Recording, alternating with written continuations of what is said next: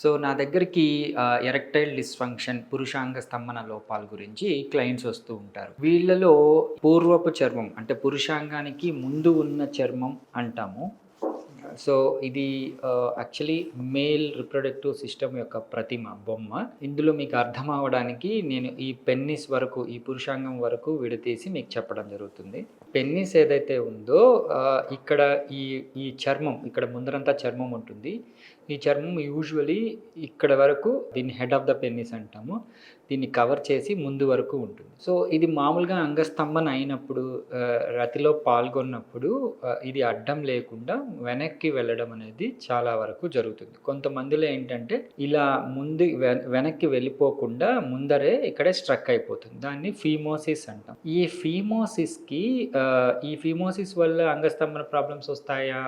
Erectile dysfunction వస్తుందా అంటే actually దీనికి డైరెక్ట్ లింక్ లేదు. యూజువల్లీ ఫీమోసిస్ ఉన్నా గానీ ఎరెక్షన్స్ ఈజీగా వస్తాయి. కానీ కొంతమందిలో ప్రిమెచ్యూర్ ఎజాక్యులేషన్ అనే సెక్షువల్ డిస్‌ఫంక్షన్ వల్ల ఇబ్బంది పడుతూ ఉంటారు. దానివల్ల ఏంటి అంటే ఇలా వెనక్కి రాకుండా ఈ ముందు పూర్వపు చర్మం ఎలాస్టిసిటీని కోల్పోయి ముందుకే ఉండిపోతే ఈ చర్మాన్ని తీసేయాల్సి వస్తుంది.